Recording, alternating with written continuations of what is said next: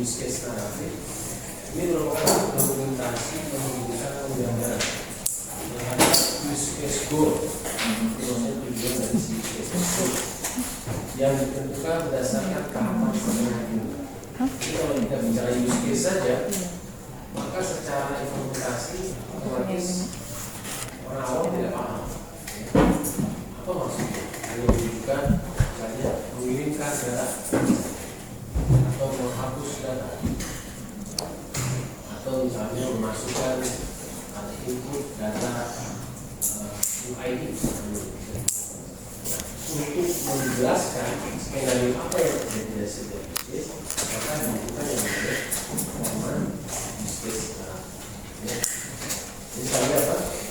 Penggambaran terhadap use case goal yang dibutuhkan berdasarkan tahapan skenario sebagai panduan serta penjelasan keterkaitan dan persyaratan atas reaksi berdasarkan use case. Jadi kalau kita bicara use case ini seolah-olah seperti halnya kondisi apa sih yang harus dibentuk sebelum use case itu dipakai. Yang kedua, kondisi apa yang akan terjadi saat use case itu diaktifasi, baik oleh aktor utama ataupun reaksi yang dimunculkan oleh aktor lainnya yang menjadi secondary actor. Nah, dokumentasi ini bertujuan untuk memudahkan dalam pengembangan use case di waktu yang akan datang bagi sistem komunikasi. Jadi, kenapa perlu use case deskriptif atau use case reaktif?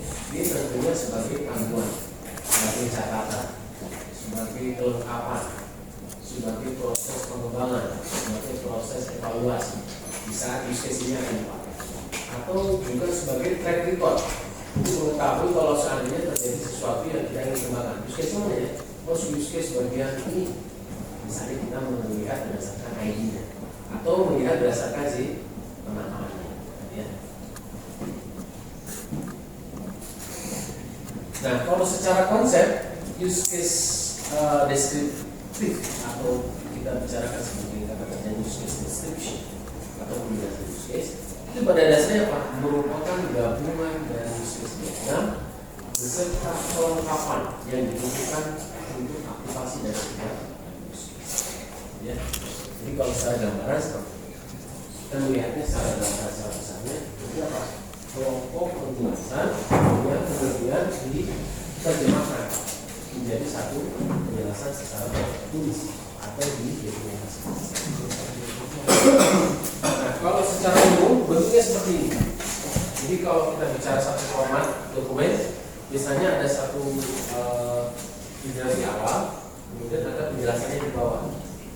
Nah, itu yang paling utama itu untuk menunjukkan use case ID-nya apa, kemudian use case-nya apa, kemudian siapa yang membuatnya, kemudian apa creative-nya itu sebagai keterangan informasi dari setiap use case. Nah, description-nya yang menjadi penjelasan itu di bawah. Nah, ini yang biasanya menjadi kata kunci penjelasan dari setiap use case. Di mana di situ ada primary actor-nya siapa. Jadi primary actor itu kalau kita nyatakan sebagai aktor yang inisiasi, aktor yang menjadikan use case itu aktif. Nah, kalau secondary actor siapa? Nah, secondary actor adalah ibaratnya aktor yang berfungsi reaktif. Di saat aktor utama sudah menjalankan use case tersebut, ada kaitannya dengan ada kaitannya dengan aktor lain, tapi bukan aktor sama. Berarti apa? Secondary actor ini sama dengan passive actor.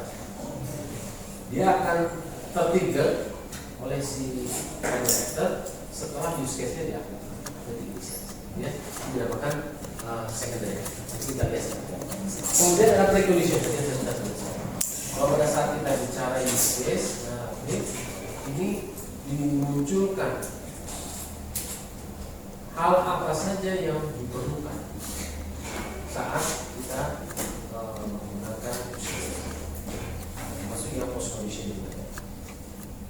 Data lainnya adalah apa? Di situ ada main flow dan apa. Nah, ini menunjukkan ada pertanyaan, Pak, kalau kita pakai use case tidak seperti atau tidak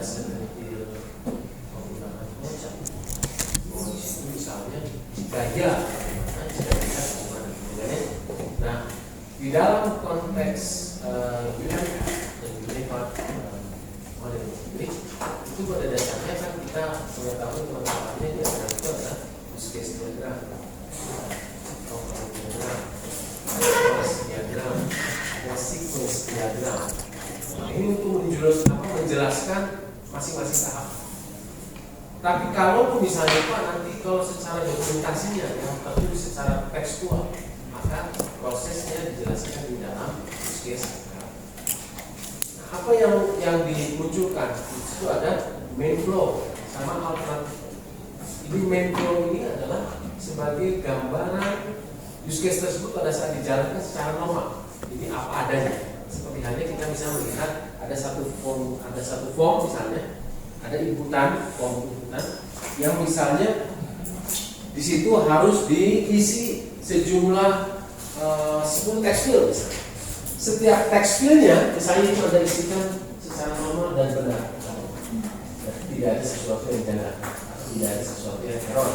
Tapi misalnya gini, pada saat kita masukkan 10 data, tapi ada satu isian yang menurut saya misalnya, menurut si user, ini saya nggak perlu isi ini, saya nggak perlu misalnya dilewat.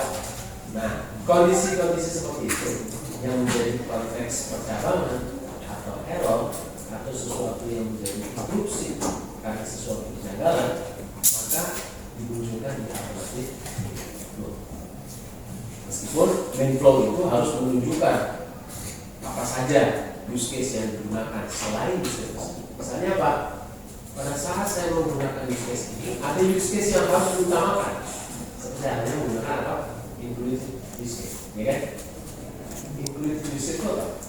Use case yang harus dipenuhi sebelum use case utamanya, ya kan? Jadi ada base use case, ada include use case. Base use case pada saat saya akan menjalankan, maka yang harus diutamakan si include-nya. Itu apa? Setelah saya mau mengaktifkan si use case ini, tapi sebelum itu harus memilih itu si include use case-nya ya. Atau misalnya pada saat saya ingin login, harus ada verifikasi data. Nah, ini yang menjadi verifikasi data adalah include. Tapi kalau misalnya pada saat saya membayar, saya ingin melihat vouchernya ada nggak, atau mau ambil diskon. Nah, ini kan extend, ya kan? Sesuatu yang bisa dipilih, bisa juga di. Ya. Nah, ini dijelaskan di mana? Di dalam menu.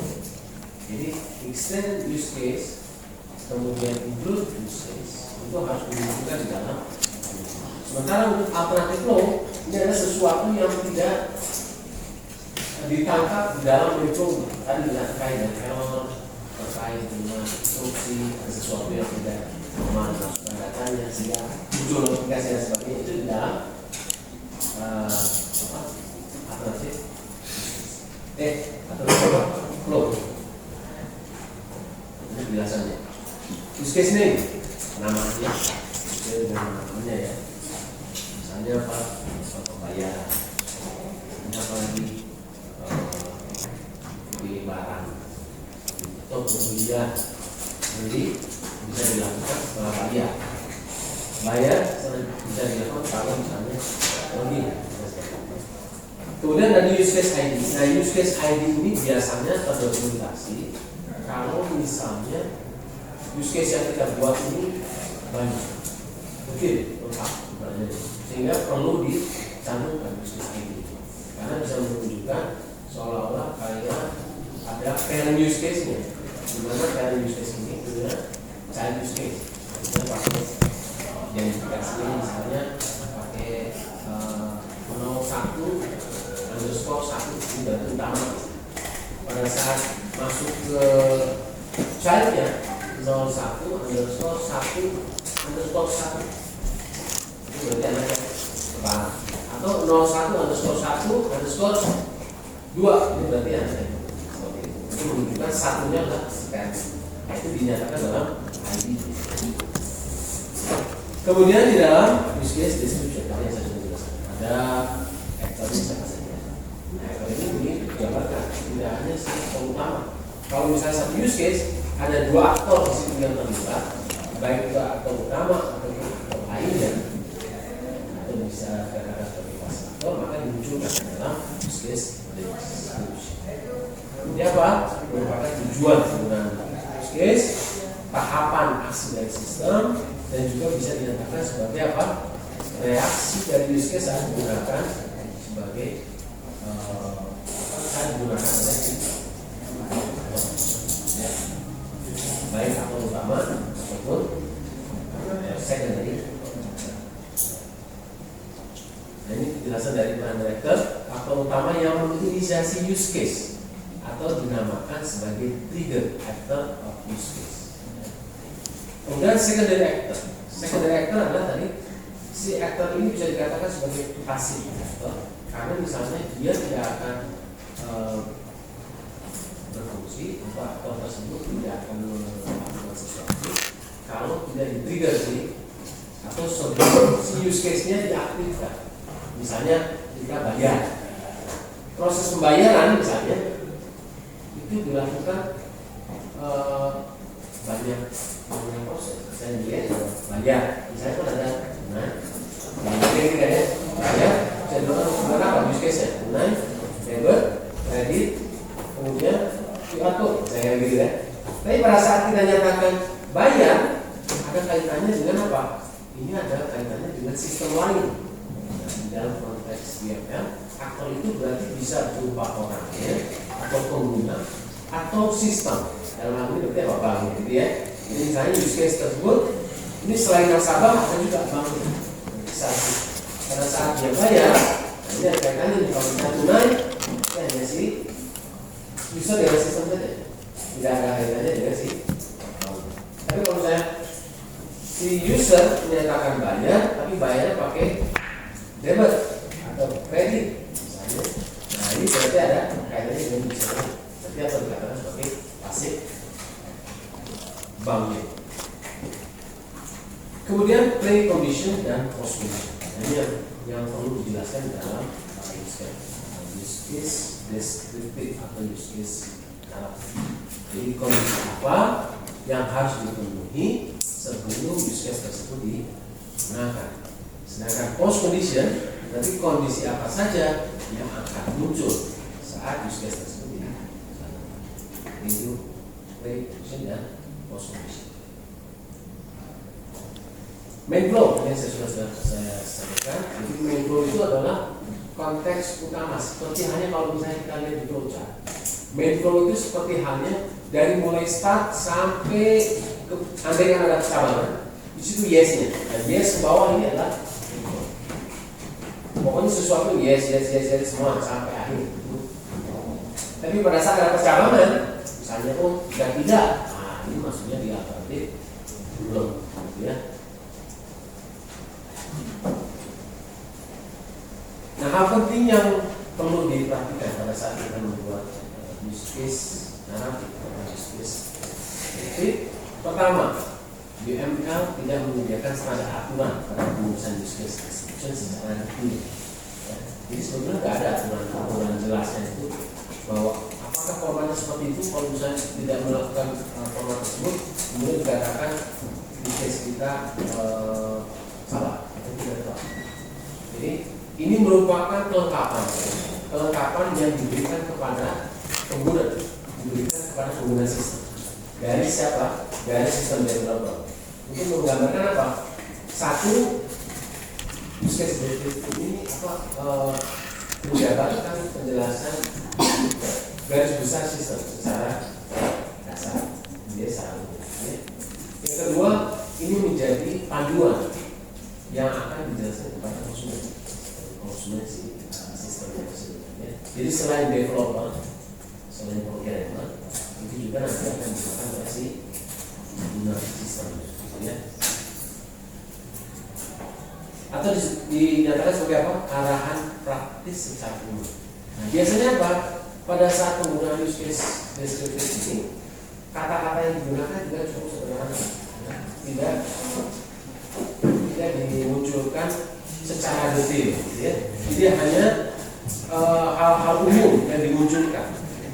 Sehingga pada itu juga dikatakan gunakan kata sederhana menjadi fungsi utama yang akan dimunculkan saat use case digunakan. Misalnya apa?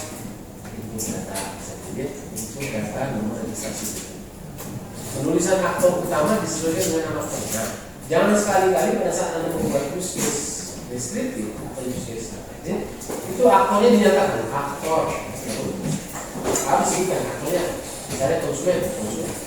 Aktornya siapa? Mahasiswa. Aktornya siapa? Nasabah. Jadi aktor utamanya dinyatakan. Aktornya siapa? Admin. Jadi untuk memperjelas bahwa aktor itu berlaku seperti yang tertulis di dalam fungsi asli, ya. Itu untuk penulisan aktor di dalam use case narrative dan use case description. Sistem memunculkan data lengkap tentang informasi utama buku yang akan dikerjakan, misalnya kayak gini, ya. Misalnya apa? Ini menunjukkan apa? Ini adalah tahapannya. Jadi dari mulai aktor utama, misalnya registrasi buku, misalnya peminjam, ya, dalam hal ini mahasiswa apa? Input data nomor buku. Terus kemudian sistem apa? Langsung sistemnya muncul. Nah, di dalam use case narratif itu dimunculkan. Sistem memunculkan data lengkap buku. Nah, seperti itu. Meskipun konteksnya sangat sederhana, kayak tadi kan, mahasiswa input data nomor registrasi buku. Kemudian setelah itu apa yang dimunculkan? Oh, sistem memunculkan data atau memunculkan keterangan dari kaki. Ya. Jadi hal seperti yang perlu dimunculkan. Seolah-olah konsepnya hampir mirip seperti kita menjelaskan di dalam konteks program. Gitu kan? Rasa ini baik.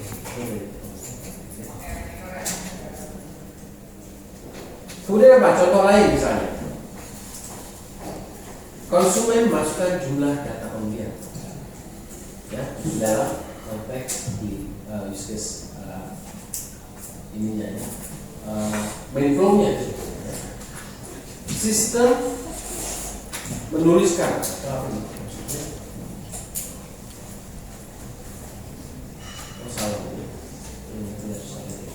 ini sistem memunculkan data-data yang dipilih atau dibeli pada data pembeli. Itu menunjukkan bahwa apa yang terjadi pada saat saya sudah masukkan data, kemudian misalnya masukkan data pembeliannya.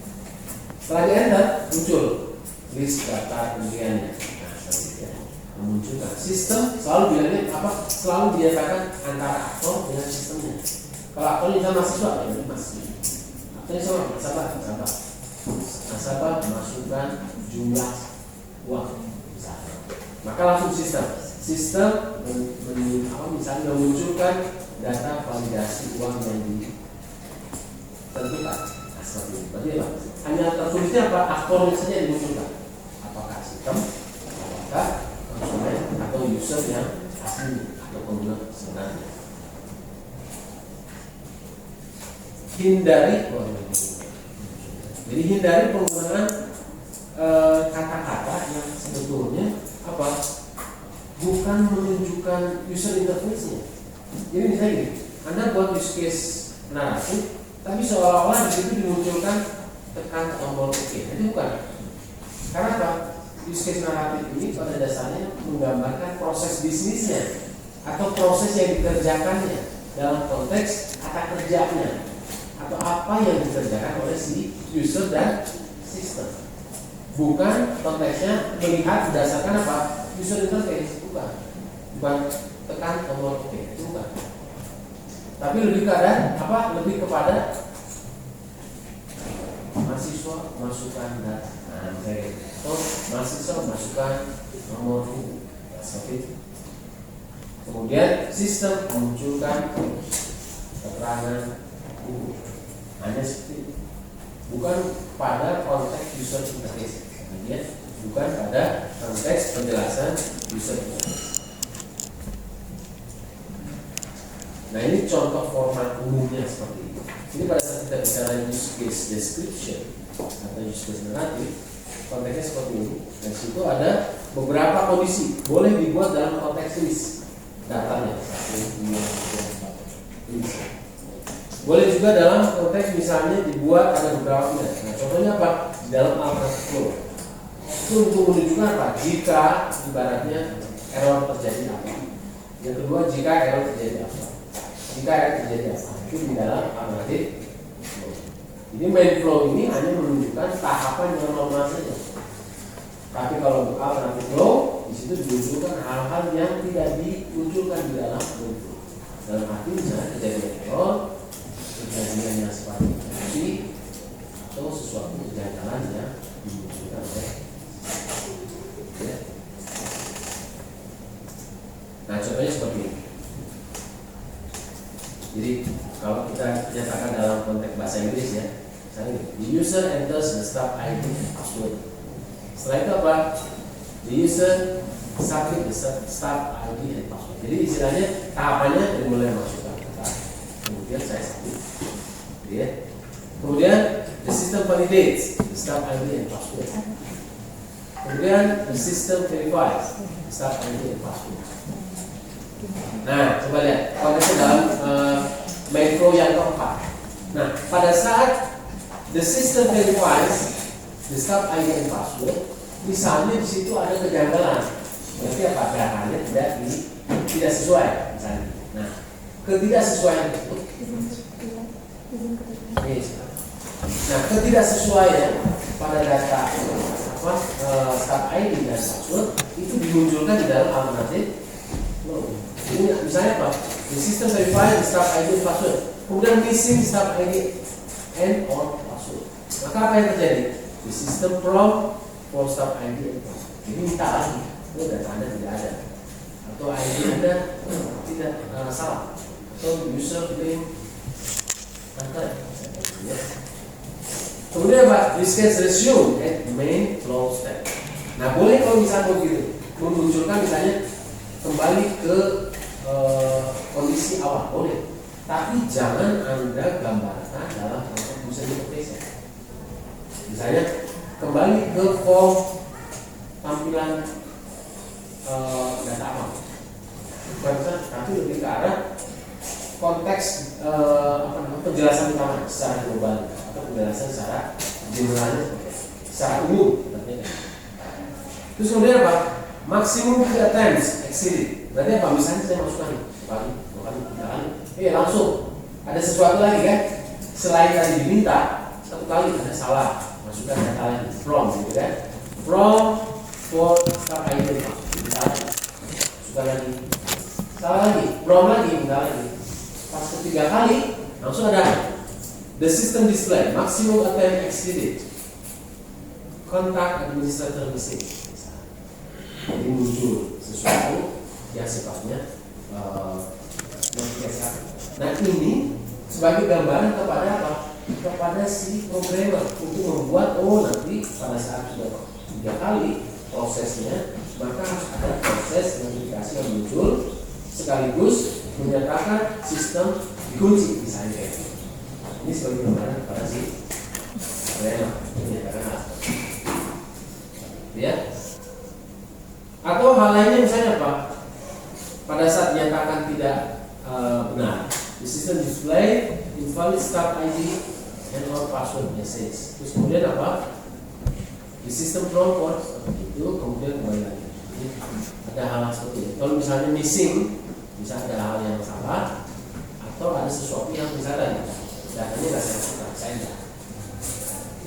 Jadi seperti yang saya sudah sampaikan di dalam konteks flowchart atau dalam konteks proses penyiasatan sistem, kan QA misalnya yang menemukan hal seperti ini.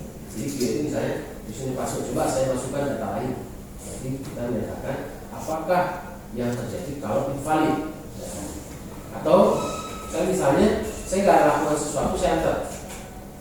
Ini berarti apa? Missing datanya tidak ada.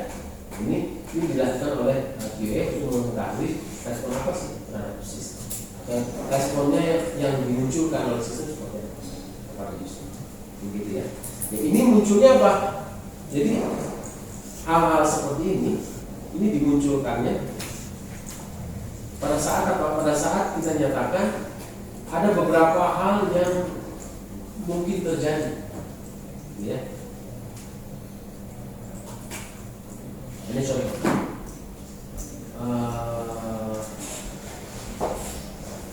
Ini penggambarannya. Kalau dalam konteks use case, misalnya ada use case yang menjadi base case, gitu ya.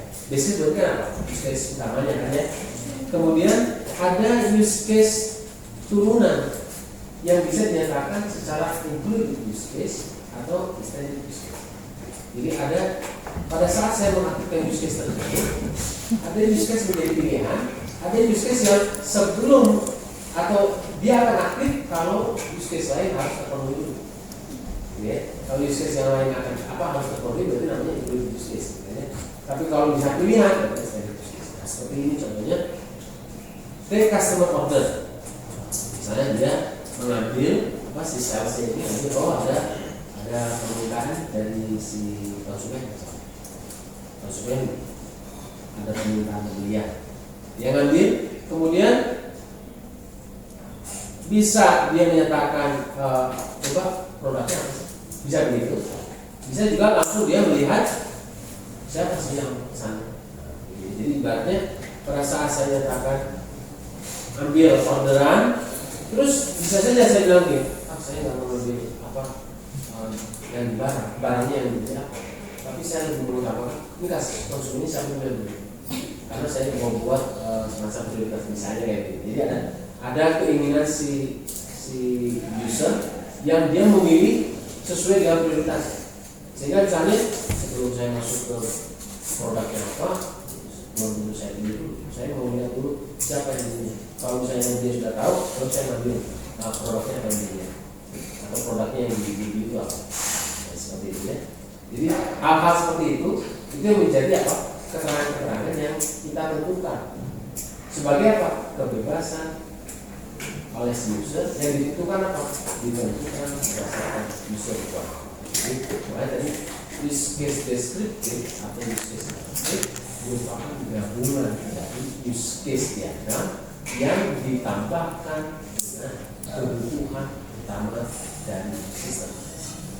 Ya. Yang disampaikan siapa? User. Ya. Namanya merupakan apa? Requirement yang requirement yang menjadi ketentuan utama ditambah use case diagram. Jadi selalu use case narratif itu adalah gabungan dari sesuatu penjelasan use case yang diikuti berdasarkan kebutuhan sistem. Solusinya jelas? Jelas ya? Jadi kalau extend, panahnya jangan lupa mengarahnya ke base use case. Kalau include, justru seolah-olah apa? Base use case-nya akan bisa aktif atau terselesaikan kalau use case lainnya dipenuhi. Makanya panahnya ke anak use case-nya, mencari use case. Tapi kalau extend, dia akan mengarahnya ke use case karena sifatnya pilihan. Jadi secara konteks seperti itu ya. Kalau Anda membuat use case, jangan lupa user sebetulnya hanya menunjukkan garis tanpa arah panah. Adapun arah panah bisa dilihat berdasarkan dua kondisi. Kalau dia generalization atau menunjukkan ada keterkaitan dengan use case lain. Kalau keterkaitan dengan use case lain namanya asosiasi. Nah, asosiasi bentuknya apa? Ada pun tanda panah tapi menggunakan garis putus. Tapi kalau sifatnya generalization yang menunjukkan ada turunan dari satu use case atau turunan dari aktor, maka gunakan tanda panah garis lengkap. Ini tidak putus. Generalization itu bisa ditentukan berdasarkan si use case-nya dan juga bisa ditentukan berdasarkan aktor. Ini dua hal ya. Jadi kalau untuk menunjukkan extend sama include, jangan lupa menggunakan tanda panah putus. Hanya berlaku dua itu saja. Tanda panah putus hanya berlaku di include dan extend. Kalau tidak putus, maka tanda panahnya ini mengarah kepada generalization. Baik generalization untuk use case ataupun generalization untuk aktor. Ya. Nah, konteksnya seperti apa? Ini kan contoh gini ya. Ini ada use case utamanya take customer order, ya. Kemudian di situ ada use case turunan ini, ada take product specific dan retrieve customer detail. Maka bentuknya bagaimana? Nah, seperti ini. Included use case-nya, retrieve customer detail. Nah, itu di dalam apa? Di dalam description dimunculkan. Jadi take customer order itu merupakan use case utama. Yang dimunculkan apa? Include-nya harus muncul. Termasuk apa? Biasanya juga muncul. Retrieve customer detail. Nah, andaikan misalnya saya ingin menjelaskan terkait dengan si retrieve customer detail. Nah, maka di situ dimunculkan ya. Jadi ibaratnya bagaimana kira-kira? Kalau misalnya ada dua, tadi ini kan dua nih. Berarti kira-kira use case descriptive apa? Ada precondition, ada post condition, ada main flow-nya. Jelas ya? Jelas ya? Ini maksudnya gini. Ini saya ulangi lagi. Yang kita ingin jelaskan kan ini, gitu ya. Tapi sebelum kita menjelaskan ini, tentu saja yang saya jelaskan ini tidak. Ya. Gitu kan? Jadi apa? Saya menyatakan take customer order. Tapi pada saat saya mau menjelaskan atau take customer order ini akan terpenuhi kalau ini dipenuhi. Maka apa? Konteks ini harus dibarengkan dulu dengan yang include-nya. Jadi format utamanya harus yang include use case-nya. Baru form keduanya yang menyatakan extend use case. Ya. Jadi konteksnya apa? Pada saat saya membuat take customer order, yang saya jelaskan di situ ada include use case. Jadi ibaratnya saya masuk nih bab 4. Pada saat saya masuk bab 4, saya harus baca dulu bab 4.1 kan begitu. Nah, 4.1 itu yang harus dijelaskan kalau kita penjelasannya. Karena si included itu menjadi kunci sebagai base case-nya akan terpenuhi kalau si included use case-nya tidak.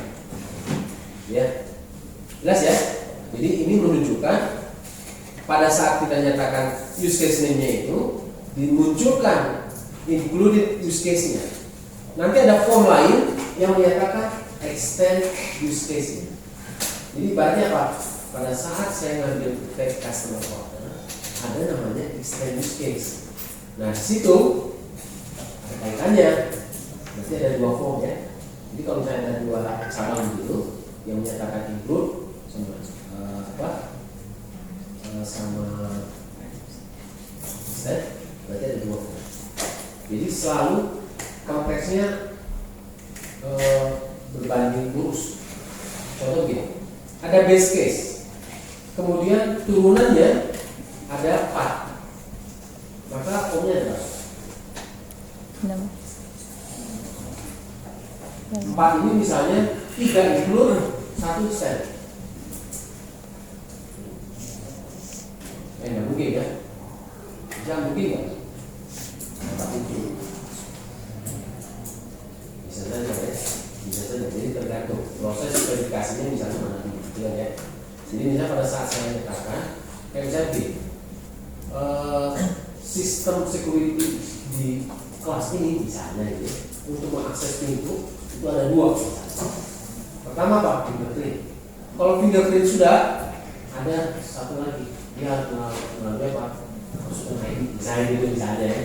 Ada fingerprint, tapi ada biometrik juga dari eye, dari mata. Jadi dia begini, terus kemudian ini berarti apa? Secara konsep loginnya ini ada 2 hal yang menjadi include, ya kan? Kenapa? Sama-sama penting. Karena di situ yang terjadi bukan or, and. Satu ini dipenuhi dan harus yang lain dipenuhi. Kayak tadi, fingerprint harus ini juga, misalnya pakai dari biometrik. Keduanya dipenuhi, baru sistem. Nah, ini berarti apa? Ada 2 use case berarti. Jadi kalau misalnya ada 4 include, ada 4 use case, 3 include, 1 extend. Berarti secara konteks use case description ini berapa? 4 juga. Gitu ya. Jadi kalau misalnya kalau kita base case-nya ini akan dijelaskan oleh masing-masing.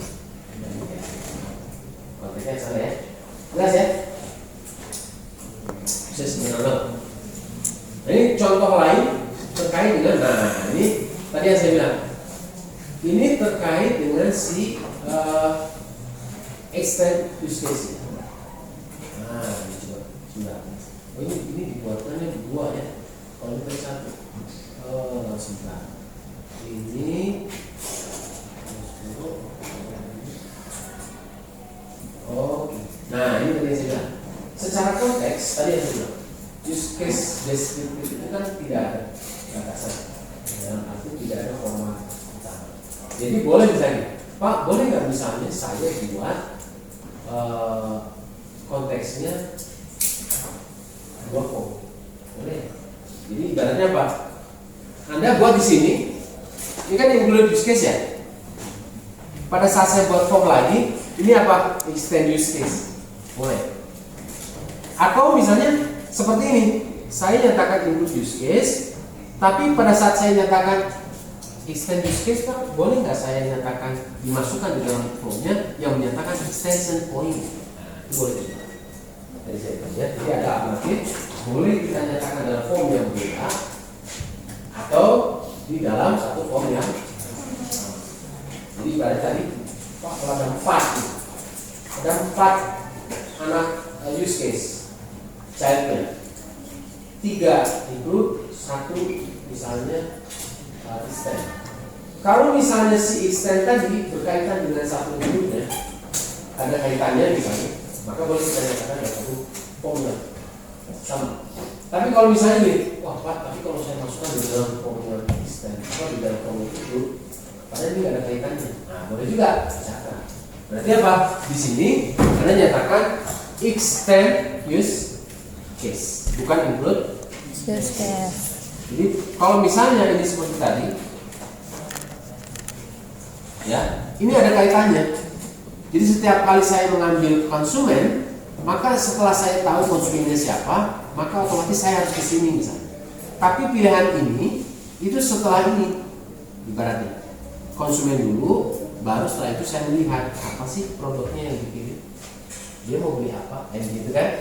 Ini adalah pilihan.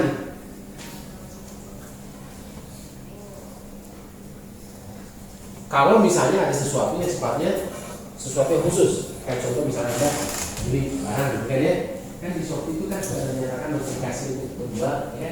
Nah itu maksudnya notifikasi itu yang bisa jadi dia dilihat, tapi bisa jadi enggak, misalnya ada keterangan, bisa aja misalnya si penjual kan belum tahu, pokoknya nggak punya ada itu, jadi saya nggak lihat catatannya yang dari si penjual itu, gitu ya. Nah konteksnya seperti itu. Jadi ada hal misalnya si penjual dia mau melihat ini, tapi kalau misalnya saya lagi buru-buru nggak perlu lah, pokoknya intinya barangnya beli udah, melihatnya berdasarkan keterangan dia berapa pembeliannya, berapa jumlahnya, spesifiknya misalnya kalau yang paling baru, nah itu udah dilihat misalnya ya. Tapi tadi pada saat kita buat format use case description-nya, nah ini tinggal dengan kita boleh kita nyatakan dalam format yang berbeda atau dalam format yang sama, tapi sejauh ada keterangan kayak tadi misalnya di situ menyatakan ada include, tapi di bawahnya dalam info-nya kalau misalnya saya ingin melihat si extend, maka juga di situ tambahkan apa isinya extension point, take product specific requirement. Jadi ini pilihan kita ya, karena tadi konteksnya tidak ada sesuatu yang sifatnya baku di dalam penjelasan use case description. Use case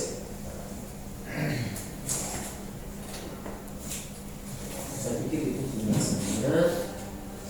Nah, atau ini tadi yang saya bilang, saya pisahkan aja. Karena apa? Bisa jadi misalnya ada satu kondisi, misalnya ya, ada satu kondisi base case-nya ini tidak menghasilkan include use case. Misalnya si base case-nya dipilih, Tapi ada pilihan yang misalnya dia harus data ini atau mau ambil voucher nggak? Misalnya tadi saya bilang bayar, mau ambil voucher nggak? Nah untuk menunjukkan mengambil voucher atau tidak kan kepada kita ya. Saya nggak mau ambil voucher, udah boleh bayar sesuai dengan harganya. Nah pada saat saya menyatakan itu, boleh Anda nyatakan include use case-nya apa? Nah tidak ada. Baru cantumkan si extend use case. Ini tadi ya kebebasan kita, boleh kita munculkan si extend use case, ya, extend use case-nya kita munculkan dan kita nyatakan tidak ada, atau misalnya si baris ini tidak ada, saya hanya menyatakan take product specific requirement langsung. Kalau misalnya itu sesuatu yang berbeda, jadi boleh ini kita nyatakan ya berdasarkan take customer order karena dia bisa berkaitan. Tapi kalau misalnya kita nyatakan nggak ada kaitannya Pak, cuma boleh melihat, maka apa? Penjelasan si use case-nya boleh kita pisahkan seperti halnya ini. Nah, ini langsung. Kalau tadi kan yang dalam yang include use case, ambilnya yang utamanya, ya kan? Mengambilnya si base case-nya. Kemudian ini turunannya si include use case-nya. Tapi kalau extend, misalnya saya nyatakan ini kan beda Pak, saya pisahkan, maka saya buat saja langsung namanya extend use case-nya, cantumkan seperti ini. Ya, jadi supaya Anda ada penjelasan di sini. Take customer order, bukan ya? Take customer order, extend dari use case take customer order, maksudnya begitu. Ya. Jadi khusus sesuatu yang sifatnya extend, maka yang disebutkan adalah base case-nya. Nah, balik nih, kalau tadi kalau include kan base case-nya di atas, ini kan? Nah ini kan, kalau include base case-nya justru yang dimunculkan di dalam use case description-nya. Base case-nya dimunculkan. Include use case-nya justru di dalamnya.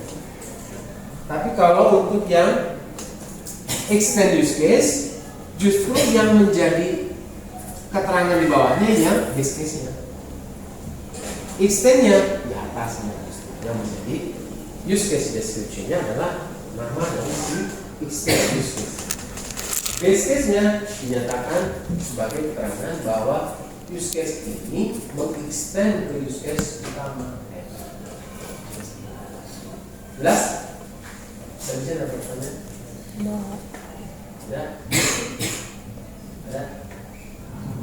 Kita masuk ke konteks kesimpulan. Jadi kalau kita bicara use case description dan use case naratif, pertama digunakan sebagai penjelasan skenario yang terjadi saat use case tersebut.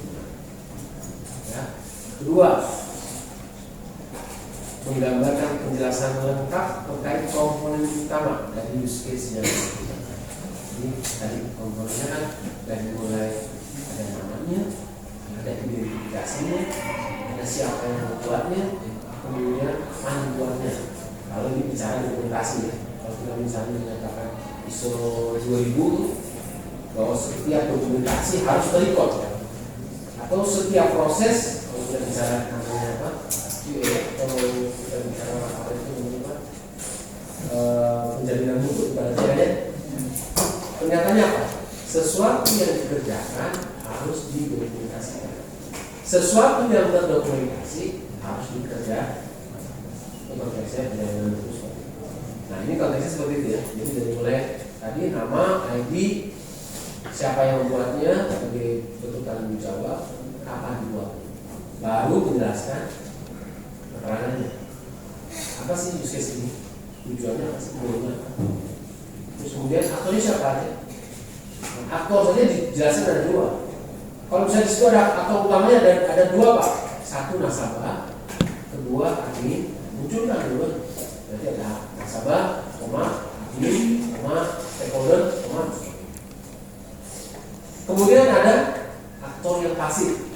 Misalnya tadi ada bank, ada sistem, ya. Jadi aktor ini bisa orang atau sesuatu yang organisasi atau objeknya, bisa berupa sistem, misalnya bank, misalnya pas bicara pembayaran pakai GoPay, nah ini langsung bukan ke bank, tapi ke Gojek misalnya, ya. Pembayaran melalui OVO, oh berarti langsung ke Grab, misalnya. Pembayaran melalui QRIS, bank. Kemudian dari komponen utama tersebut ada hal yang digarisbawahi, itu terkait dengan alternatif flow. Jadi alternatif flow ini merupakan apa? Percabangan dari main flow. Jadi ibaratnya kalau misalnya ada perkataan ini, kok apa yang aku biarnya? Kan ceritanya yang ada justru jadi kenapa? Selain dengan main flow ada alternatif flow. Ya. Jadi terkait dengan apa? Terkait dengan error, interupsi atau percabangan kejadian.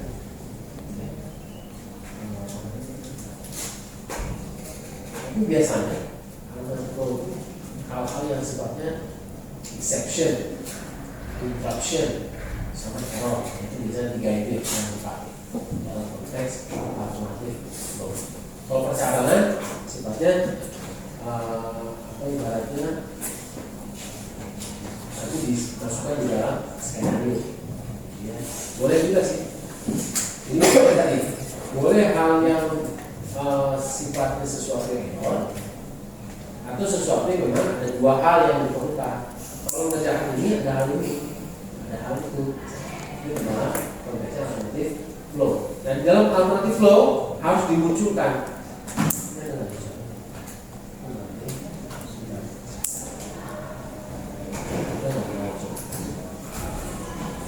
Nah, ini coba lihat. Ini harus dimunculkan. Ini yang menunjukkan skenario-nya ya. Jadi ini yang normalnya. Ini pada saat misalnya satu tadi yang saya bilang ada missing data atau invalid datanya. Ya. Oke, jelas? Jelas ya? Nah, ini kaitannya dengan kalau tidak ya. Ini kaitannya dengan UTS. Saya akan ubah UTS-nya dalam bentuk penugasan. Mau penugasan atau mau ujian? Ujian oke. Tapi kalau saya itu lebih praktis kan kita langsung ke penugasan. Kita mulai dari pembahasan langsung dia. Jadi contoh untuk UTS, nanti saya akan sampaikan kepada untuk UTS dan langsung dari sebenarnya tugas besar. Tugas besar untuk UTS, tugas besar untuk nanti skenario tugas seperti apa saya akan sampaikan di sini. Mungkin terus seperti jadi misalnya nanti setelah lebaran ini ada persiapan gitu ya. Jelas ya. Baik, saya pikir itu saja yang saya akan jelaskan terkait dengan use case dan use case. Itu ada use case. Ada use case apa aja? Kemudian baru sequence ya. Kita masih ada dua hal yang saya menjadi PR dan ABD itu harus ada selain use case diagram, use case diagram, ada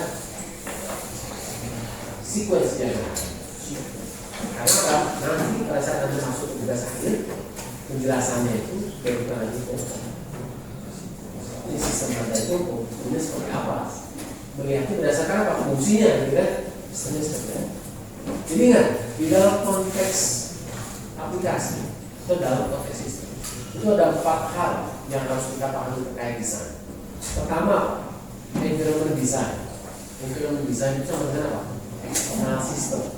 External system design. Ini sistem kita ini akan berinteraksi dengan luar yang kita tidak buat, ya. Tapi dia harus bisa berinteraksi misalnya. Contohnya apa? Oh, inputnya bisa baca data. Datanya dari mana? Oh, baca datanya misalnya dari HDMI. Nah, ini kan eksternal, ya. External design. External system design. Ada internal system design. Yang kedua, internal system design atau dinamakan sebagai application design. Application design itu apa namanya? Namanya dari internal system design. Jadi dari mulai sistem kita ini nanti cocoknya dengan OS-nya apa? Gitu ya. Terus pada saat saya buat ini proses update si aplikasi seperti apa? Ini teman. Selain eksternal sistem desain, internal sistem desain, kemudian ada baru yang kaitannya langsung dengan sistem apa namanya? User interface design, UI design. Jadi internal, eksternal, internal, baru user interface design. Kalau sudah UI design, kalau ada kaitannya dengan saja sistemnya ini ada penggunaan data. Berarti ada sebagai aku masuk ke database empat kali ya. Yang keempat alternatif juga. Karena tadi kalau ada kaitannya dengan data, kita ada penggunaan. Kalau tidak ada, berarti tinggal eksternal sistem design, internal sistem design, dan yang ketiga adalah UI. Oke. Itu saja sudah dibiarkan. Ya, baik kalau begitu kita coba dulu untuk kita hari ini. Insya Allah untuk skenario UPS-nya saya akan di baik saya akan sampaikan di grup. Ya. Baik sebelum kita mengakhiri saya lupa kita akhiri dengan doa. Untuk apa yang saya sampaikan dapat diterima dengan mudah sekali. Tentunya memberikan manfaat tidak hanya untuk saat ini, tapi juga untuk yang akan datang. Baik Anda maupun berdoa dipersilakan.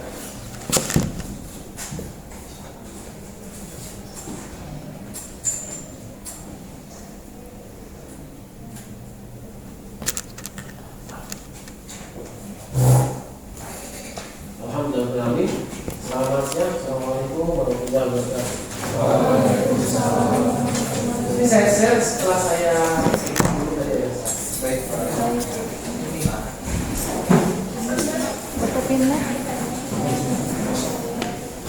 Sholat dulu ya. Siapa yang mau sholat?